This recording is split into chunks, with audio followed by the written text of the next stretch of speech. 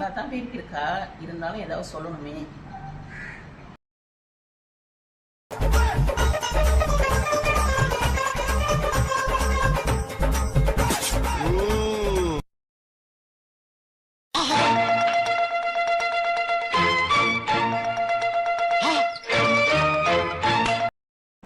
தமிழே, என்னங்க அத்தை?